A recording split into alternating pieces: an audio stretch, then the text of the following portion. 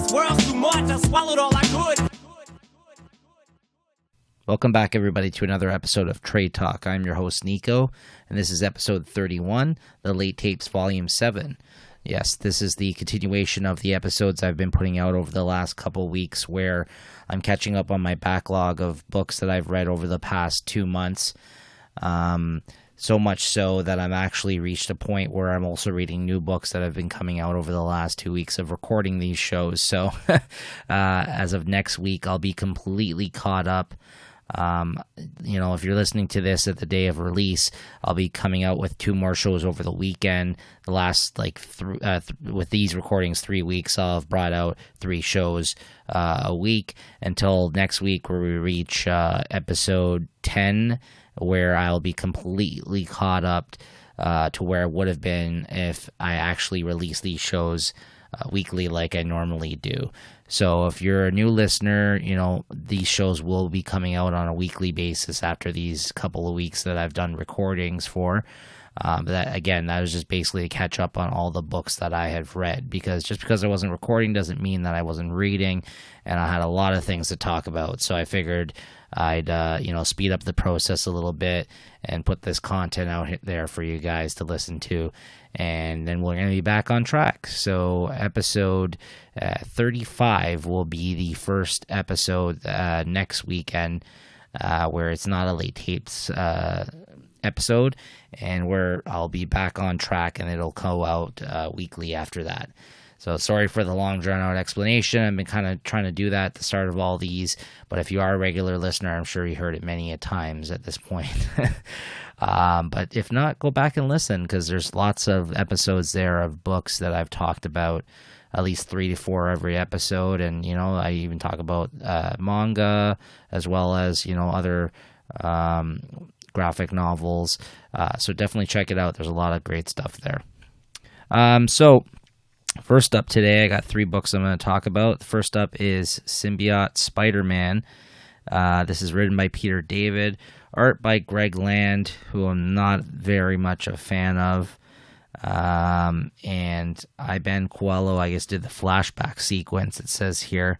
Jay Leiston on inks. And this is a mini-series they came out with that takes place Peter Parker during that period of time in the past where he actually had the symbiote suit. This is before he actually knew of what it really was, and then eventually for it becoming Venom after he got the suit off of his body and came back from that whole Secret Wars thing wearing it. So this is during that period of time. So it's interesting. And then there's another one going on right now called Alien Reality, which I guess Peter David is also doing with Greg Land. They've been coming out with these little mini series that are time specific in Spider-Man's past. It's kind of like Peter David's going back and finding pockets of Peter during this period of time in comics and of his history and telling stories in them. This is a good era of to go and tell stories. And Peter David's written Spider-Man as well before, mostly known, I guess, for his Spider-Man 2099 stuff that he did in the 90s. So he's got a good voice for him. He writes the character well. Like I mentioned previously, I'm not a huge Greg Land fan. He's definitely being accused and talked about before. He's one of these artists that does a lot of lightbox type work where, he essentially traces over images almost to make his art. There's been many things that they have found that he pulled from for women's faces from even stuff like porn and stuff like that. Or just images that just made it very, makes it look flat on the page. It's just not very dynamic, some of his art. Back in the day, I think he used to draw more than the current technique that he uses, and it just makes it look lifeless, some of the images and stuff that he does. There's not a lot of great pencil work, actual illustration type stuff going on. It's really just him. And the images that he puts down on the actual page, except for the lifeless images that we've seen of some of his stuff in the past, it makes the women look like blow-up dolls at times. And I'm sorry I'm being so critical. I'm just really not a fan of his. for quite a while now. But he does have his fans, and he knocks books out very quickly. This is a guy that definitely keeps on a monthly schedule. I'm sure he could even fucking do 2 books a month if he wanted to, because it seems like they always put him on big titles. They always give him work. He's been at Marvel for a long-ass time. He just cranks out books. And you know, and some of the stuff looks visually pleasing. It's very all clean line. Everything looks good and correct and proper, but there's no really real stylistic approach to his stuff. So it's not interesting to look at. It is, like, I guess you could say, like, your classic, you know, you could look at it and be like, oh, that's like, you know, what I think of when I see like a superhero comic book. You know, it is, I guess, somewhat traditional in that sense. If you're not somebody who looks at a lot of art, or you know, is well versed at all in comic book art. Not to say that I'm like it. I find art hard to describe to begin with, but I think I've attempted to try to talk about it and have collected enough of it, like original art, and have been reading comics long enough to know what I like and don't like, and for some of the reasons why I don't like certain things, and this is definitely one of those. But I felt, because in this, you got a lot of people in suits. You had Mysterio in this. You had Spider-Man wearing the black suit a lot. You didn't really have a lot of face stuff going on other than, I mean, well, yeah, don't get me wrong. There's other characters that he's drawing a lot of faces for in here as well. But, you know, Black Cat definitely had those porn fucking still shots, like, of expression in her face like he normally does.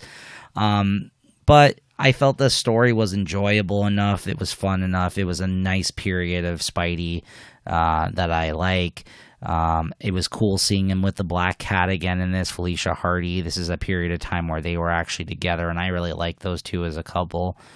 I mean, she's definitely the hotter of the chicks, in my opinion. Like, everyone likes a blonde, and you know, I just think, I mean, obviously the sweetheart kind of thing, classic one, is Gwen Stacy, but I think it's interesting. It's a good dynamic between the two of them, because she is also somewhat of a crime fighter, you know, good girl gone bad kind of thing. So at times, so I think it's an interesting thing that he kind of dated her for a period of time, right? So I know a lot of people still favor it as Gwen Stacy. I've never been a huge MJ fan. And you know, even with that blonde comment, I know a lot of the time her hair is like just white. I mean, you see her as the Black Cat as that. I don't know if her hair is actually, it's a wig. Yeah, she's a blonde. But although, I don't know, sometimes some of the coloring in this does make it look like it's like white at times. Maybe it is. I don't know why I always thought of her as a blonde then, but I know that at times I thought she wore a wig for this Black Cat costume, but that's not the case here. So yeah, maybe it is white. My mistake. So maybe it's Gwen Stacy I'm really I've really got a crush on. No, this is, again, the art was whatever. It was fine. But this was, like I said, great fun dialogue and time and setting of this character, and a quick little nice mini series, a quick fun read from Marvel. I would definitely check out the other Alien Reality one when it is collected and brought out in trade, which is the miniseries that's come out after this one that Peter David's also writing. Yeah, I just think he has got a good voice for the character, and it was a fun little story that you should definitely check out. Mysterio's in it, and you know, Felicia Hardy and Aunt May. And yeah, I think especially if you're a fan of this era, it's definitely worth checking out. Next up, we got Savage Sword of Conan. This is Conan the Gambler, which is technically volume 2, although they're not numbering it smartly. It seems like Marvel, the Savage Sword of Conan, which is basically like every arc of it has been like a different creative team, it seems like. The first one was Ron Garney drawing it, and Jerry Duggan writing it, which that was great. I enjoyed that quite a bit. This second one has 3 creative teams on it. This collects issues of Savage Sword of Conan, the current series coming out from Marvel 6 to 11. It's written by Meredith Finch, Jim Zub, and Roy Thomas. Art by Luke Ross, Patrick Zurcher, and Alan Davis, and Cam Smith. Nolan Woodward and Java Tartaglia. Some of those people might be inkers there, I believe. Those are all the inkers. The Roy Thomas one was drawn by Alan Davis. Jim Zub had Patrick Zurcher on art, and then Meredith Finch had Luke Ross. These were okay. I mean, it's one of those things where, like, if you like Conan, you'd probably enjoy this. I don't think this was like a total home run. None of them were large arcs. I mean, Meredith Finch, I think, just did the issue 6, and then Jim Zub did 7 and 9, which is basically the Conan the Gambler story, which was probably my favorite one out of these. And then 10 to 11 by Roy Thomas, of course. The writer has fucking wrote Conan forever, going all the way back to the original incarnation of this when Marvel got the rights originally before Dark Horse. Roy Thomas has definitely written the bulk of Conan comics for Marvel, more than any other writer, I would say. And I've read a lot of that stuff, and it's good. That was decent, and it's interesting to see Alan Davis on art. I'm not a huge Alan Davis mark, but he's definitely a good artist, and he's got a lot of fans, and whether or not he's still got it, because I know some people feel like nowadays his style isn't as good as it maybe have been back in the day, or even like, you know, he's been doing it a long time, so maybe this isn't the best work or that he's done. Maybe, you know, he had more to prove before, he put more into it. You know, I find that everything I've seen of his, to me, feels about the same, but I'm not also a huge Alan Davis fan.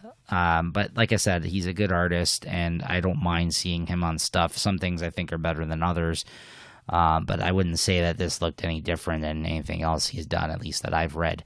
And that does not include a lot of the stuff that he did from Excalibur days or the Captain Britain stuff he did with Alan Moore. That may have been him at, you know, early on. It may have been him at his prime. So you guys tell me if you are huge Alan Davis fans. You know, feel free to leave a comment or let me know. So, and then Patrick Zurcher looked fine. I like Patrick Zurcher. He's doing, you know, he did some work on this Savage Avengers Now with Jerry Duggan. And so he's drawn some Conan over there, and that looks kind of like this. This was good. I would probably say he was probably the best artist. The Luke Ross stuff on the Meredith Finch issue was fine. I think he's also somebody who's done Conan before, if I'm not mistaken, maybe for Dark Horse. I might be wrong on that, but seems like an artist who would have. He's definitely, I think, done Star Wars stuff, so maybe that's what I'm thinking of it. But yeah, the first story about Meredith Finch is just a story about, I guess, one of these stories where someone's retelling. He tries to drug Conan in a bar for something that he did to get back at him, and then, you know, the story is told, and it turns out, you know, by the end of it, Conan's, you know, up and back at it again, and, you know, he's seeking vengeance now on this guy in the bar, and, you know, he has his way. And then the second one is Conan, where he kind of he agrees to watch over somebody, like kind of like their bodyguard, and then he finds out all this shit about him and how he wronged these people, and he basically brought him into this scenario, and Conan then has to like take his place in some sort of deadly game of cards that he basically was a part of, and, you know, essentially that's why it's called Conan the Gambler, because he's trying to like win his way out that way. And of course that doesn't go over well, so it just turns to him fighting them like usual, like Conan would do. So again, like I said, these aren't anything crazy, special, or different than normal Conan stories, but there's some decent art, some good writing in this, some short stories. So if you're a fan of Conan, this is fair for Conan. This is basically just more Conan, but it doesn't set it apart or make it special or better than any other stuff I've read of his. It was just okay, in my opinion. And yeah, and then the last one, you got Roy Thomas with the Alan Davis art. It's, again, Conan gets into some sort of, you know, some sort of, it starts out with him brawling, like, in a ring, and from there, he kind of meets a lot of different people and goes on his journeys, and to be honest, I don't truly remember everything that happened about that one, but Roy Thomas, like I said, there's bats in this one that attack them. Yeah, you know what, I did actually like this Alan Davis one too, and I thought he did look good here. Yeah, I liked this one as well. it wasn't bad. It was just okay. But if you've read one Conan story, you've read them all sometimes, I feel. And that is definitely what you would experience with this as well. But yeah, it's a good mix of stories, I would say. Like I said, the Jim Zub one's probably my favorite, Conan the Gambler. And then after that, the Roy Thomas, Alan Davis stuff. And then Meredith Finch one was just okay. It was only one issue, and that one probably at least impressed me between the art and the writing out of all of them. So yeah, check it out if you are a fan of Conan. This Savage Sword of Conan series that Marvel has been doing has been good. I think that the solo series they've done is much better so far. I only read the first issue of Jim Zub's. I'm not usually the big Jim Zub fan, but I think he has a good voice for Conan. I thought that was really good. And then I read all the Jason Aaron stuff, and that was great. So definitely check that out if you're a fan of his as well. All right, last up we got The Plot. This is Volume 1. This is from Vault Comics. This might be the first book of Vault Comics I'm talking about on the show. I think I've only read one other book, which is the Donny Cates Interceptor book, and I don't think I was doing the show at that time. So yeah, this is definitely probably the first Vault comic that I've talked about on the show. I haven't read too many things from them. Like I said, this is the second thing I've picked up. This is written by, let me just check here, Tim Daniel and Michael Morrissey. I'm familiar with Michael Morrissey. I've seen that name before on a bunch of things. Tim Daniel, not as familiar with. And it's drawn by Joshua Hickson, colored by Jordan Boyd. When Joshua Hickson is an artist I saw for the first time or got familiar with just prior to C2E2 last year, the Chicago Comic Con. I was in Chicago last year, and I had the opportunity to go to the con. It was I was out there for a work purpose, but it was around the same time. So I saw his work there, and I think I may have just seen it prior to that point. But seeing it at the con and meeting him, and he's a really good up-and-coming artist.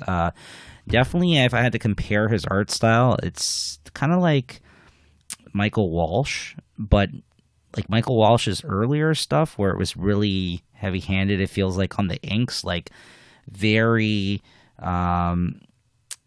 not even that it's like so like it's definitely inky, but just like the darks, like the blacks he uses, it's the line is a very thick line like of ink, as opposed to like a more like thin line or messy line, and so that he applies so like everything. And that's why I think Michael Walsh over time has gotten a little bit better, or his style has changed a little bit more.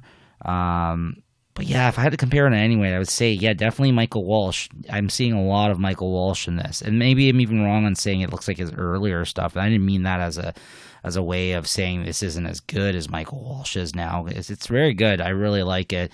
Definitely check him out. I think I think he's still pretty, I don't think I don't know how long he's been doing comics, to be honest with you, but I'm not that familiar with him.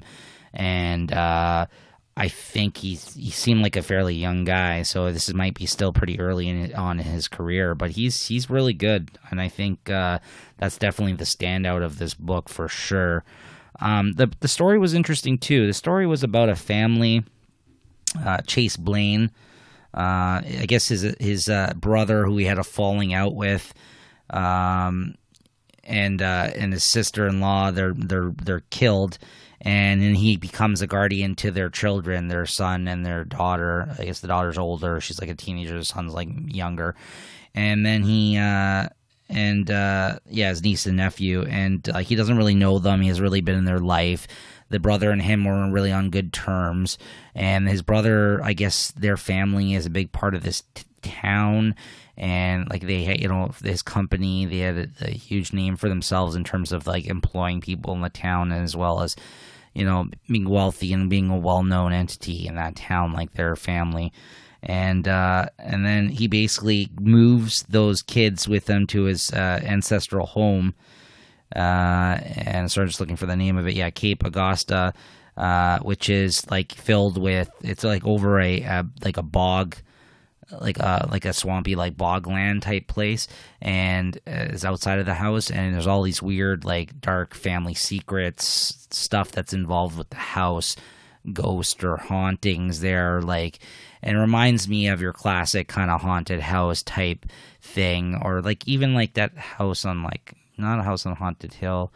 This show that was recently on Netflix, maybe that is what it's called, but essentially that one where they go to that house, and again, there's all these like old family connection type stuff that kicks up, and old spirits and stuff that still belong to the house that continuously are popping up and giving the whole family issues in this volume. And then there's like the sheriff of the town who has it out for the brother, for like Chase, the guy who's brought all that family there.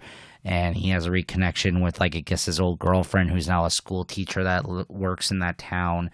And they kind of, they had a falling out, but she's kind of back in their lives, trying to help him best she can. And she's actually the school teacher that his nephew, the young one, she's a teacher of his class at the school he starts going to. And yeah, and then as things go on, there's a lot of mystery, there's a lot of intrigue. Like I said, there's great art. You start learning things as they unfold. I'm trying not to spoil any specific stuff that happens, but to be honest, I will say at the end of this volume, I still didn't really get many answers, but I felt that the experience was enjoyable enough that I'm going to continue with the story. Like I said, along with the great, fantastic visuals that we have here from Joshua Hickson. So yeah, there's some freaky kind of horror type stuff going on with the family, and some ghosts that bother them, and some family secret stuff. You're not completely sure of what is happening with that at this time. But yeah, very good first volume. It's definitely something I'm going to check out. Also, I'm going to compliment Vault on the production of this trade paperback. It is just like what you would look at, like a simple trade paperback, but the paper quality is a matte paper quality, and it smells fantastic. Like, I don't know where they're getting the paper from this paper mill, but I'm a person that enjoys a nice smelling paper or a book. I will give it a sniff. I'm that weirdo, but yeah, you can just smell it. Just like, even like if you put this book anywhere near your face, really, you can tell like the paper quality is really nice. And whether or not that's a bad sign or a good sign, I think it's a good sign in terms of the smell and quality of the matte paper that they use on this. But it made a hell of a difference for me. I think it's a nicely put together and designed trade paperback for this book. So the plot, definitely check it out. I think if you're into horror comics, or some horror with some mystery, family secret type stuff, reminded me a little bit of Lock and Key. If you're a fan of Lock and Key, I think this is also, without all the keys and the magic, this is definitely